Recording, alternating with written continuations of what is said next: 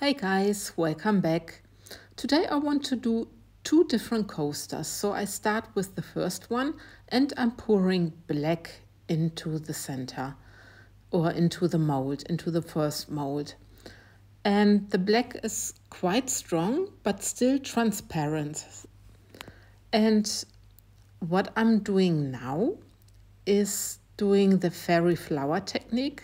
You will see it in a second. I'm just popping some air bubbles with my torch or with my heat gun and with the little torch, and then I'm using my white. The black, by the way, they are the new pigment drops from Etter Art, and so is the white. So I mixed the white rather opaque. I put it into a piping bag and then I just do my drops. You will see it in a second. So the pigment drops are rather new to me. I got them from Etter Art just to test because they are not yet on the market. And yeah, I'm just going like the fairy flower technique, just making my dots. And it takes, of course, a while. I hope you don't mind. So you see how I'm really dropping all my dots. And don't panic. Sometimes the resin can come out very quickly out of the piping bag, but just try to find a rhythm how to place your little dots. Sometimes it's just, it's a matter of practice that you find your own way. That's what I found.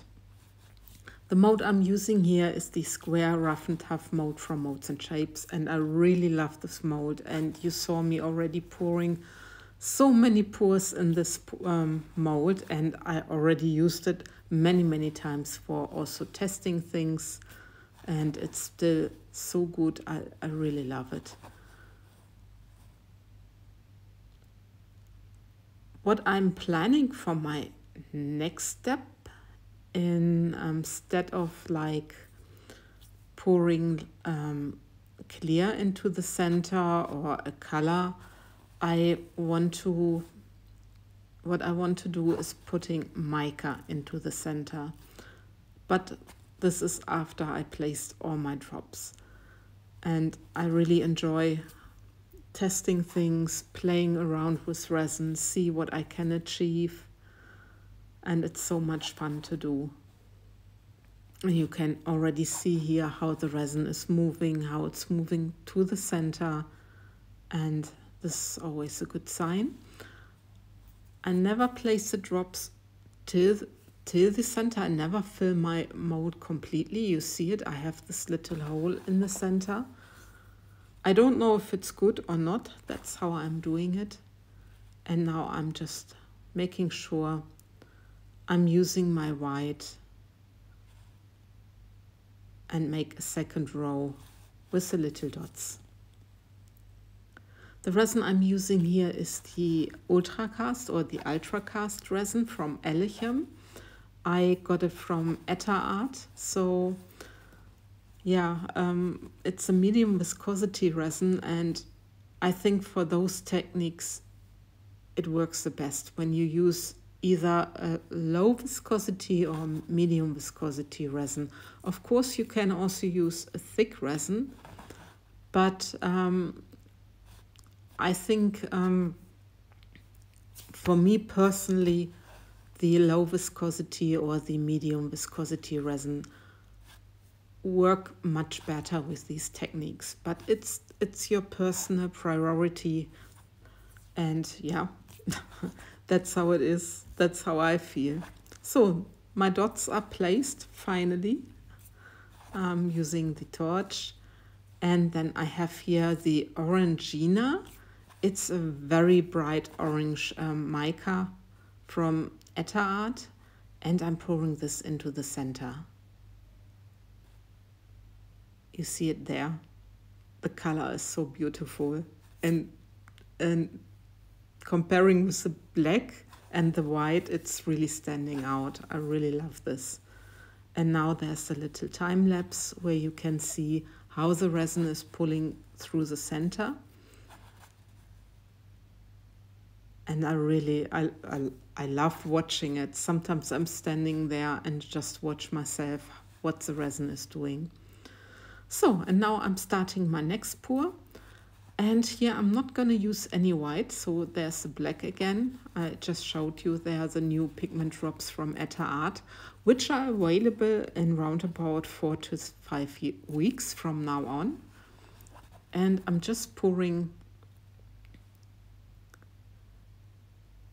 the black into the center, just like I did with the first one.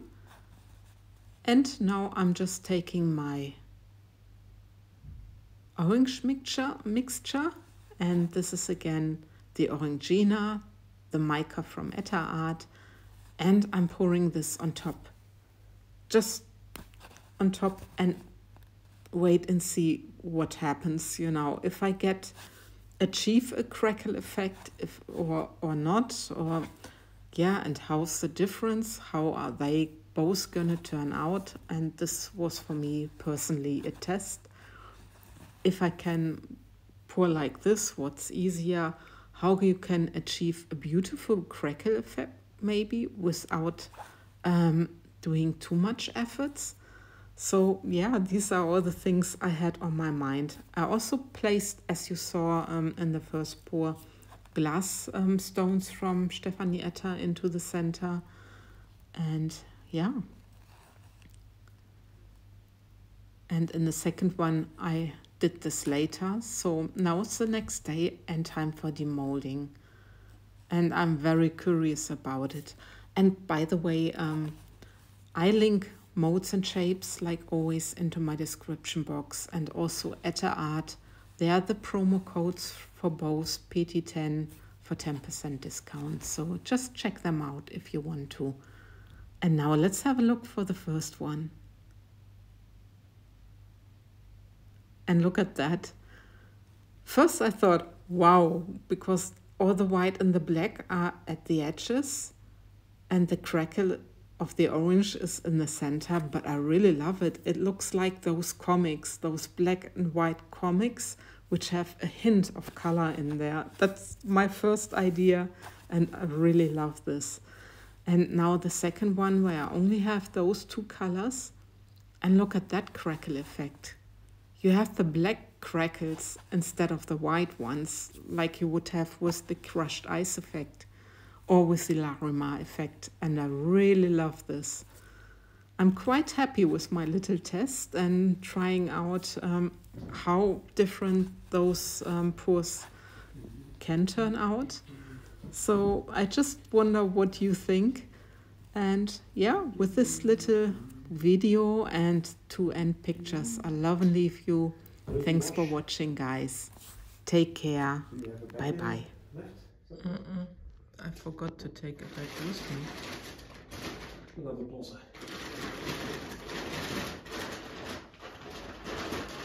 Baking cotton inderdaad. PNC hier. It's the back for dirty wash, okay?